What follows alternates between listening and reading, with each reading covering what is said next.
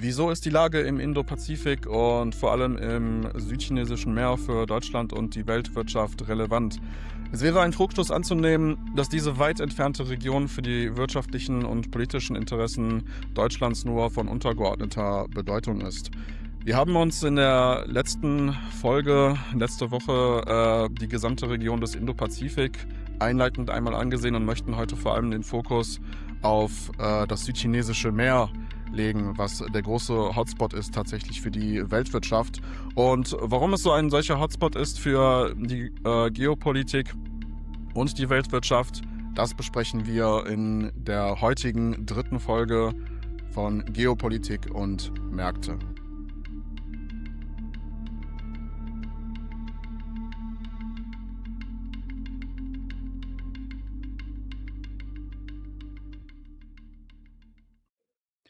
Und damit herzlich willkommen zu unserer dritten Folge. Mein Name ist Amadeus Quist. Ich bin als Hochschuldozent tätig an der Hochschule Ruhr-West und in diesem Podcast moderiere ich wöchentlich unsere Folgen und begleite die Diskussion unserer Experten. Ja, mein Name ist Werner Halfer, Hochschullehrer für internationale Wirtschaft, Weltwirtschaftsgeografie, Wirtschaftspolitik, auch an der Hochschule Ruhr-West, aber hier heute natürlich nur als Experte und nicht als Hochschullehrer im engeren Sinne. Und ich bin Sebastian von Brefort. Ich bin Stabsoffizier beim Geoinformationsdienst der Bundeswehr, aber nicht in dienstlicher Funktion hier. Wir haben uns in der letzten Folge den Indopazifik einmal als gesamte Region angesehen.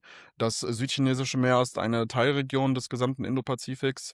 Warum wenden wir uns denn in dieser Folge dem Südchinesischen Meer zu?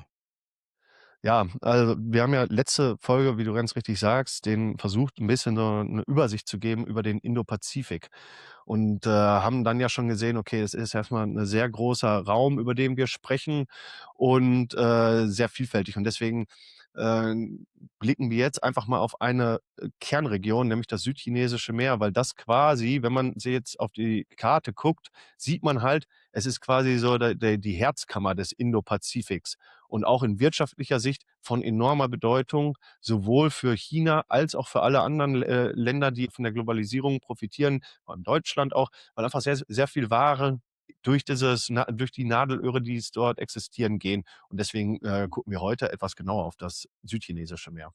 Ja, das Südchinesische Meer ist tatsächlich, wie du schon sagst, ein ganz, ganz großer Hebel für den Welthandel. Je nach statistischer Berechnung geht man davon aus, dass 25% bis 30% des gesamten Welthandels durch das Südchinesische Meer gehen. Wenn man das aus der geografischen Perspektive betrachtet, was prägt denn das Südchinesische Meer? Ja, also auch hier hilft mal wieder der Blick auf die Karte. Und was ich halt ganz, interessant finde, ist einfach, wenn man sich die Ausmaße mal anschaut. Also, wir reden beim Südchinesischen Meer von einer Fläche von 3,7, Millionen Quadratkilometern. Deutschland hat eine Fläche von, knapp 360.000 Quadratkilometern. Also, mit anderen Worten so, das Südchinesische Meer ist circa 10-mal so groß. Also, es ist schon eine enorme Fläche. Und auch das Südchinesische Meer ist auch erheblich größer als das Mittelmeer.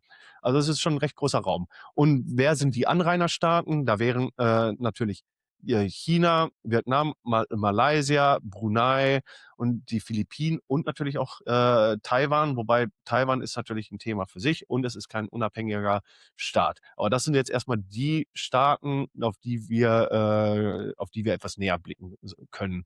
Und es erstreckt sich halt eben von der Straße von Malakka im Südwesten bis zur Taiwanstraße im Nordosten. Und da haben wir dann halt eben schon diese, ne, Nadelöhre jetzt hier mit angesprochen, die, von enormer Bedeutung sind. Ja, und in dieser Funktion kann man, habe ich es gerade schon gesagt, ja, ist so ein bisschen so die Herzkammer des Indo-Pazifiks oder halt auch dem Tor zum Pazifik oder zum, Indischen Ozean. Und deswegen ist es, von enormer Bedeutung und eben dann, so wie du es auch gerade schon erwähnt hast, enormer Anteil des Welthandels geht daher, ähm, oder halt auch Energielieferungen gehen durch diese Strecken. Und China vermutet halt außerdem, auf dem Meeresboden enorme Vorkommen an Öl und Gas. Und ja, und da hat man dann schon eine Gemengelage, wo diese Konflikte befördert. China hat sich ja beispielsweise auch lange auf eine sogenannte Neun-Strich-Linie berufen. Kannst du das für uns einordnen? Ja, und zwar könnte man ja jetzt auch annehmen, dass ja, es gibt diese Region und da ist sehr viel Handel, ist ja alles nicht weiter tragisch. Jetzt könnte man auch sagen, ja, es gibt ja auch keine Probleme in der Ost- oder Nordsee, weil Deutschland und Dänemark sich ja nicht miteinander im Konflikt stehen. In dieser Region ist es allerdings halt gänzlich anders und eben diese territorialen Streitigkeiten sind halt so ausgeprägt so und halt ungeklärt. Wenn ich es ganz einfach zusammenfasse, kann man halt sagen, ja, China beansprucht ja mit dieser Nine-Dash-Linie oder Neun-Striche-Linie circa 80% des südchinesischen Meeres und davon halt auch enorme Anteile vom ausschließlichen Wirtschaftszonen unterschiedlicher Länder.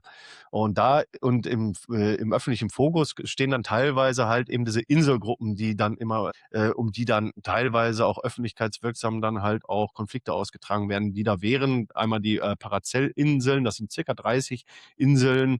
Die größte ist allerdings auch nur 2 Quadratkilometer groß, also wirklich kleine Insel. Und die befindet sich circa 400 Kilometer südöstlich von Hainan, also vom chinesischen Land.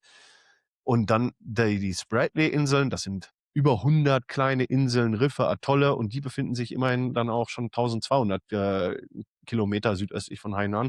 Und zu guter Letzt das Scarborough-Riff, das sind eigentlich nur 2 etwas größere Inseln und die befinden sich 200 Kilometer von der Küste der Philippinen und 800 Kilometer südöstlich eben von China. Ich erwähne das nur deshalb, weil man sieht, okay, es gibt jetzt keinen unbedingt irgendwie so einen geografischen Bezug, dass man sagt, okay, das ist ne, einleuchtend, dass China diese Ansprüche erhebt.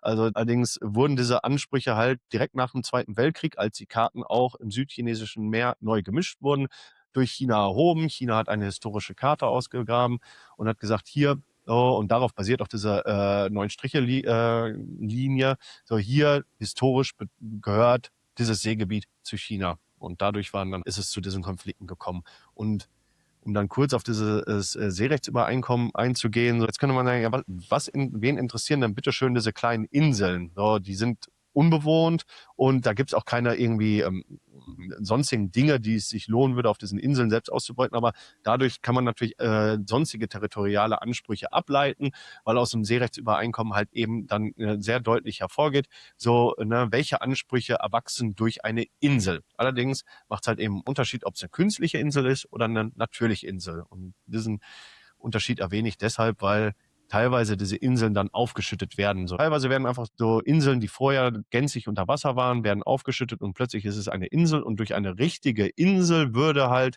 seerechtlich betrachtet, würden Ansprüche von ausgehen, dass eine ausschließliche Wirtschaftszone entsteht, zum Beispiel. Und deswegen wird um diese Inseln so gestritten, wo man eigentlich jetzt nicht unbedingt sofort irgendwie einen Grund erkennen könnte. Und außerdem erfüllen diese Inseln natürlich auch militärische Zwecke, weil Landebahnen dort gebaut werden und so weiter. Also im Falle eines Konfliktes so könnte da die Infrastruktur, die dort jetzt auch aufgebaut wird, natürlich auch militärisch genutzt werden. Wir haben 2016 auch gesehen, dass der historische Anspruch dieser Neun-Striche-Linie vom Schiedsgericht in Den Haag auch nicht anerkannt wurde. Da haben die Philippinen Klage erhoben vor dem entsprechenden Tribunal, aber das scheint China wohl auch irgendwie nicht so wirklich zu interessieren. Also da wiegt die Historie größer als das geltende Völkerrecht und man ja, beansprucht da Gebiete für die Ausbeutung gewisser Ressourcen. Ähm, woran entzünden sich denn noch diese Konflikte? Es Äh, ist ja sicherlich nicht nur China, sondern auch Genau, also andere Länder. das ist gut, dass du das erwähnst. Und zwar, ich meine, man hat ja nichts Recht haben und Recht bekommen hier sieht man es sehr deutlich, 2 sehr unterschiedliche Dinge. So, China akzeptiert einfach diese Schiedsgerichtssprüche nicht und ignoriert sie. Und was können die Philippinen jetzt halt machen? Es gibt ja keinen, der diese Rechte jetzt auch tatsächlich irgendwie durchsetzt. So, und China ist dann in dieser Region, verglichen mit den anderen Anrainerstaaten, halt einfach viel, viel mächtiger.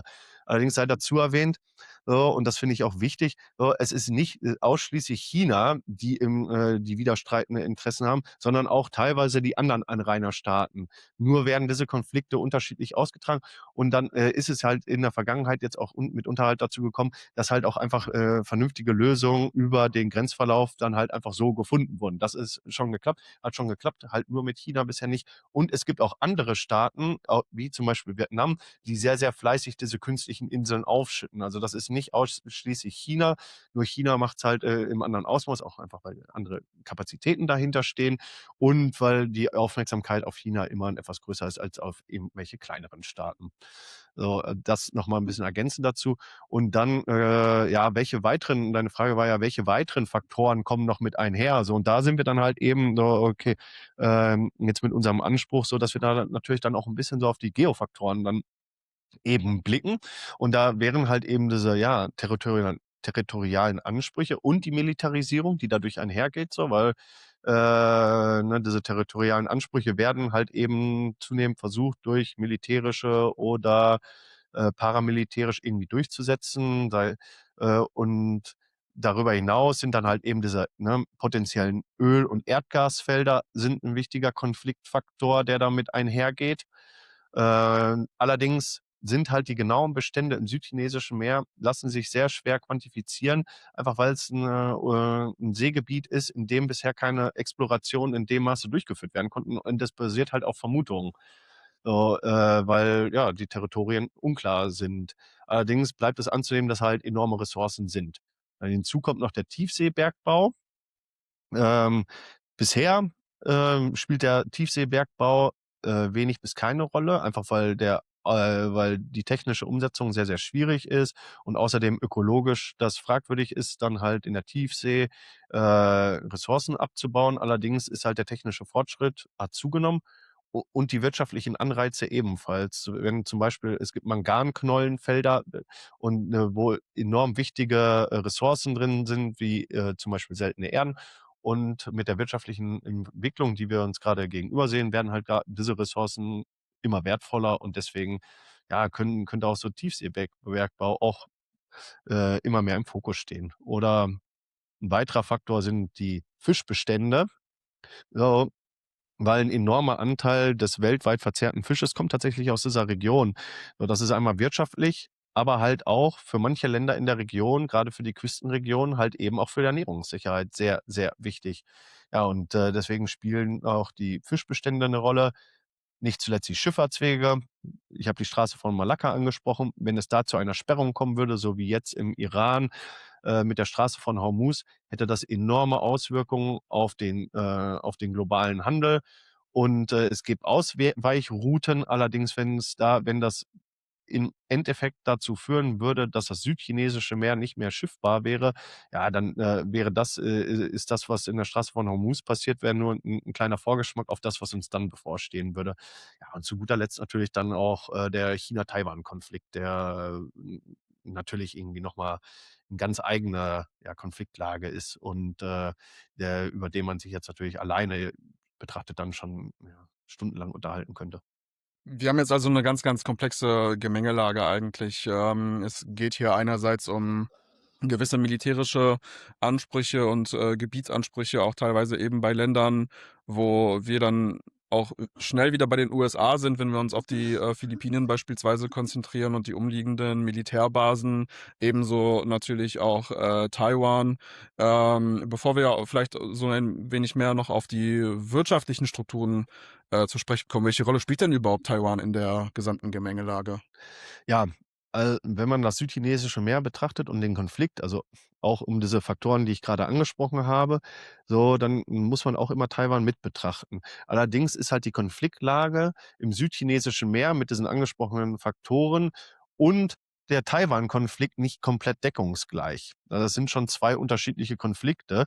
Es könnte zum Beispiel die Situation im Südchinesischen Meer könnte sich verschärfen, ohne dass der Taiwan-Konflikt eskaliert.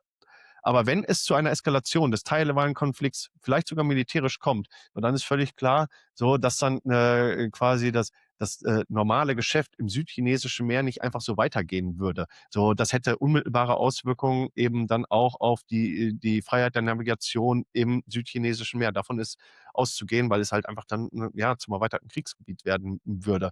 Und deswegen muss man das differenziert betrachten. Aber wenn man sich das dann mal etwas näher anschaut, wie die Lage aus der Perspektive von Taiwan ist, dann kann man das durchaus verstehen, dass sie das als sehr bedrohlich empfinden, weil das wird in den deutschen Medien oder europäischen Medien wird dann natürlich gar nicht so der Fokus drauf gelegt. Aber wenn man dann halt einmal so ein bisschen so die Kanäle, die in China betrachtet, dann sieht man, dass da schon enorme Drohgebärden Richtung Taiwan kommen und die dann halt teilweise sehr, sehr martialisch sind. Oder wenn man sich anguckt, wo die chinesische Marine Übungen durchführt, das zieht sich dann wie ein Kreis um Taiwan herum und da kann man sagen, ja, da ist die Bedrohungslage ist sehr real und nachvollziehbar aus taiwanesischer Perspektive. Ist ja schon recht interessant, dass wir hier eigentlich zwei große kritische Faktoren haben. Einerseits natürlich das völkerrechtliche Interesse, möglichst die Seewege freizuhalten. Gleichzeitig haben wir es eben auch ökonomisch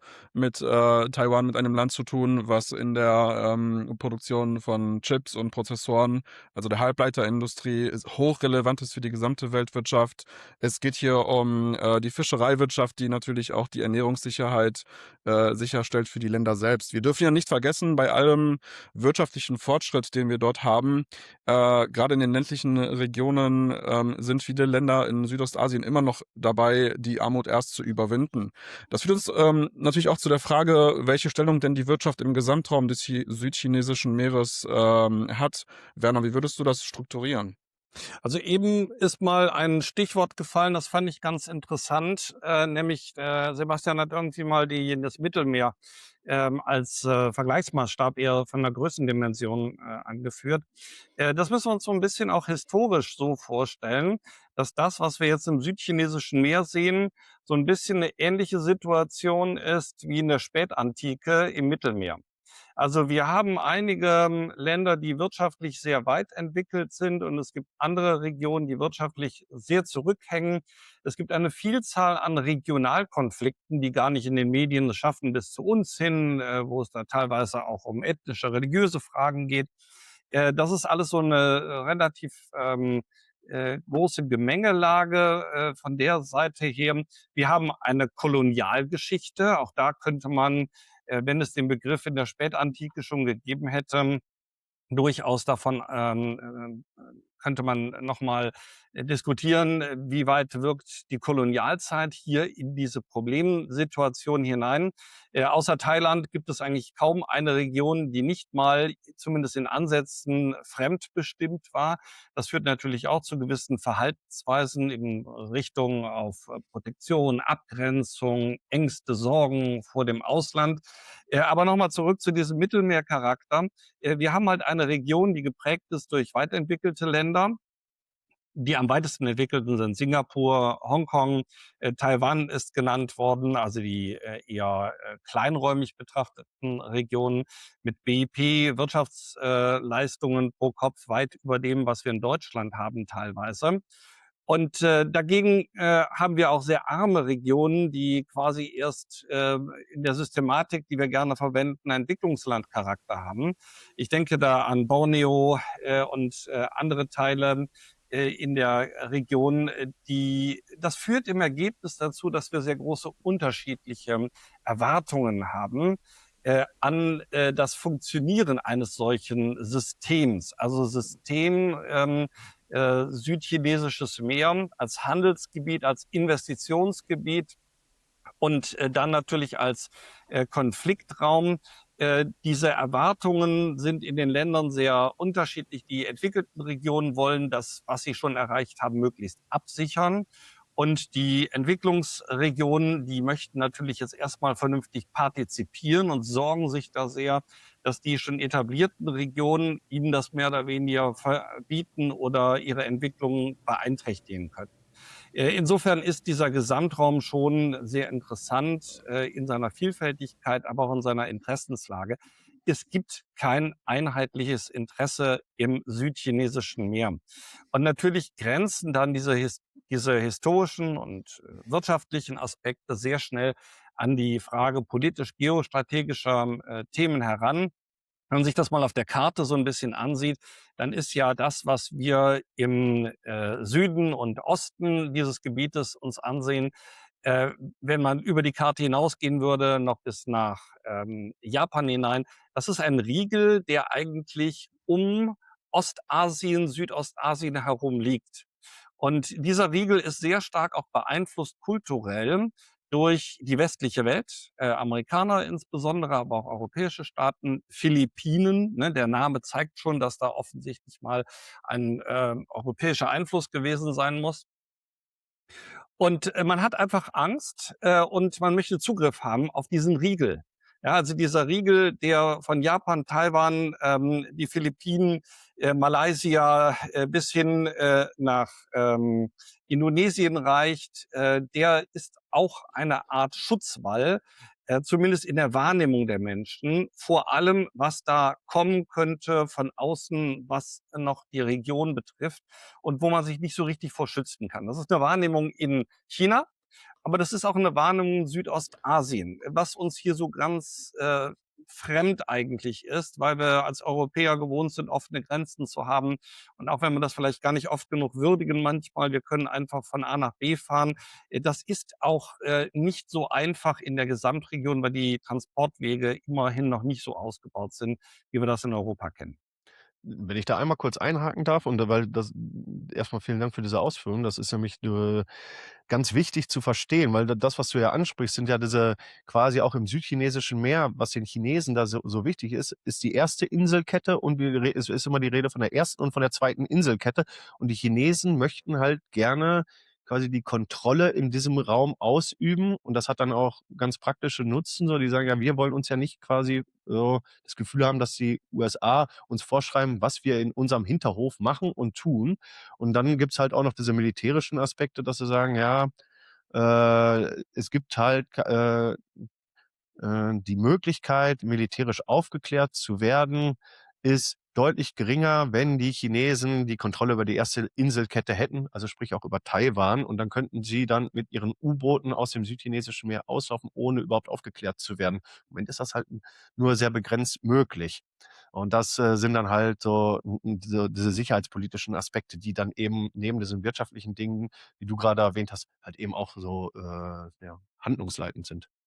Was mich bei all der Komplexität des Themas immer sehr interessiert, weil natürlich auch die Volksrepublik China da so eine ganz, ganz große Rolle spielt. Man könnte ja eigentlich sagen, Chinas wirtschaftliches Interesse gilt eigentlich dem Export in die Europäische Union, in die USA über den Pazifik. Im Zuge des Ukraine-Krieges tut sich jetzt Russland auch immer wichtiger quasi als Absatzmarkt auf. Eigentlich könnte man ja sagen, ja, es ist ausreichend für die Volksrepublik China, sich auf diese Großmärkte zu konzentrieren. Welche ökonomischen Gründe gibt es denn überhaupt dennoch auf Seiten Chinas, sich politisch und auch militärisch im Südchinesischen Meer so stark zu engagieren? Also das gibt's eigentlich nicht, dass ein Land sich zufrieden gibt mit dem, was es da mal erreicht hat wirtschaftlich und sich dann auf sich besinnt. Selbst wenn wir uns den Ansatz, den wir beim letzten Mal so ein bisschen angesprochen haben, des Neomerkantilismus uns vor Augen führen, was die Amerikaner machen. Die Chinesen machen das ja durchaus sehr ähnlich. Da geht es ja darum, eher den Einfluss in der Welt so auszubauen, nach den Regelvorstellungen des jeweils wirtschaftlich dominierenden Landes. Und das ist wahrscheinlich auch der große Anreiz, nicht nur die Absicherung ökonomisch Erreichten, sondern letztendlich auch immer der Gedanke, eine Weltleitwirtschaft darzustellen. Nicht? Die Amerikaner sind nach dem Ersten Weltkrieg mehr oder weniger in diese Rolle hineingekommen, letztendlich auch aufgrund der starken Industrialisierung. China hat jetzt eine längere Phase einer neuen Industrialisierung hinter sich, ist trotzdem wirtschaftlich noch weit, weit zurück gegenüber dem, was in Europa erreicht wurde, schon. Das wird noch ein paar Jahrzehnte dauern, wenn die Entwicklung so positiv weitergeht. Aber man will letztendlich auch historische Errungenschaften wieder zurückhaben. Man will sich nicht nur absichern heute, sondern man will die Weltposition wieder erlangen, die man mal hatte. Wir dürfen nicht vergessen, dass China in der Kaiserzeit auch mal, auch wenn recht isoliert von Europa oder anderen Regionen, eine bedeutende Wirtschaftsmacht war. Natürlich auf einem sehr niedrigen Niveau verglichen mit heute, aber es war vor der vor der Kolonialisierung eigentlich eine bedeutende Wirtschaftsmacht. Das ist verloren gegangen. Und diese Sorge eigentlich, dass man diese Position nicht wieder erlangen könnte, die ist sehr groß. Und deswegen versucht man die inneren Entwicklungen, die teilweise schwierig sind. Wir sehen gerade gar nicht, welche großen Binnenmarktprobleme China mit der Wirtschaft im Innern hat. Also das ist massiv. Wir würden wahrscheinlich in Europa aufschreien, wenn die Wirtschaft so schlecht dastehen würde wie zurzeit in China im Binnenmarkt. Versucht man natürlich nach außen hin auch eine gewisse Absicherung der Probleme im Innern, nicht nur politisch, sondern auch wirtschaftlich zu ermöglichen. Und auch China sorgt sich um Rohstoffe. Kann ein Wachstumsprozess in Zukunft weiter vorangehen mit dem bisherigen Rohstoffzugriff, den ich habe? Die Antwort lautet nein. Dafür brauche ich mehr. Dafür brauche ich Afrika. Dafür brauche ich andere Regionen der Erde. Und die zweite Frage, die Sie sich natürlich immer stellen, ähm, äh, gibt es möglicherweise innere Unruhen? Das ist etwas, wovor die chinesische Führung immer sehr große Angst hat. Unruhen, weil eben doch die Verteilung der Wirtschaftsleistungen im Landesinnern noch sehr, sehr unterschiedlich ist, was übrigens für ganz Südostasien gilt. Wir haben immer wieder Orte der sehr starken Entwicklung, auch des Reichtums. Und wenn man dann mal durch die Straßen von Manila geht oder anderen Orts, dann stellt man fest, hoppla, hier ist doch unglaublich viel Armut noch da. Das heißt also, diese Verteilung im Landesinnern, diese ökonomische gleichwertige Entwicklung, die ist auch ein Problem und das betrifft eigentlich alle Anrainer dieser Region. Ich finde das auch besonders spannend, weil wir eben auch erleben, dass sich eben so dieses hegemoniale Gefüge in der Welt sehr, sehr stark verändert. Du hast davon gesprochen, dass China das Interesse hat, quasi zu vermeintlich alter Stärke zurückzukehren. Wir haben in der Wahrnehmung eigentlich zumindest die letzten 100 Jahre oder zumindest seit dem Ende des Zweiten Weltkrieges erlebt, dass eigentlich die USA die Weltordnung sehr stark geprägt haben. Mitunter wird diskutiert über ein Ende dieses amerikanischen Zeitalters oder des amerikanischen Jahrhunderts und ja, dass die USA eben sehr stark herausgefordert sind durch die Volksrepublik, wie es eigentlich so es das noch nicht gab in den letzten 50 bis 100 Jahren. Aber wenn ich da Gleichzeitig, wenn ich ja. da kurz einfallen darf, es gibt schon einen Unterschied. Nämlich im 20. Jahrhundert und auch im 21. Jahrhundert haben sich gerade die USA eher durch militärische Interventionen bemerkbar gemacht.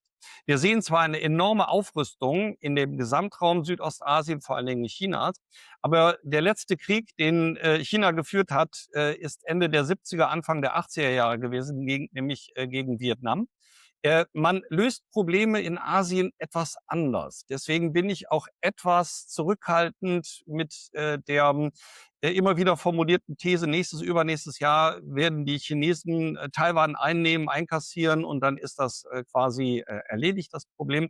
Wenn ich an Hongkong denke, wenn ich an andere Regionen denke, man versucht ein Machtstreben über wirtschaftliche Abhängigkeiten halt umzusetzen. Letztendlich werden diese Regionen, die China gerne wieder zurück hätte, wo sie Einfluss nehmen können, ein Stück weit eingekauft. Man übt Macht aus über die Notwendigkeit, sich wirtschaftlich mit China gut zu stellen und geht gar nicht zwingend den großen Konflikt ein. Trotz aller Aufrüstungsbemühungen, das ist keine Sicherheit, dass in Zukunft nicht doch mal ein großer Krieg passiert. Bisher sehen wir, dass eigentlich die Konflikte dort eher sehr regionalisiert sind und weniger in großen Kriegstätigkeiten gemündet haben. Wenn der Blick jetzt natürlich sehr, sehr stark sowohl von China als auch den USA stark in Richtung Asien und auch in den Indo-Pazifik geht, Stichwort Pivot to Asia, welche Bedeutung hat denn die Region ökonomisch für Deutschland und die EU?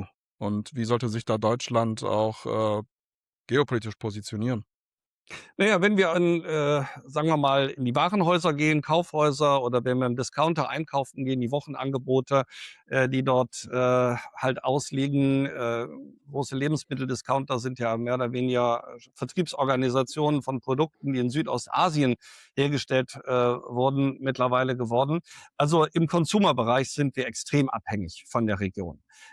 Alles, was von Consumer-Elektronik, was im Bereich der IT, der standardisierten IT, aber auch der Hochtechnologie in Teilen der chemischen Industrie und der Bekleidungsindustrie auf europäischen Märkten verkauft wird, stammt aus dieser Region, zumindest in großen Teilen.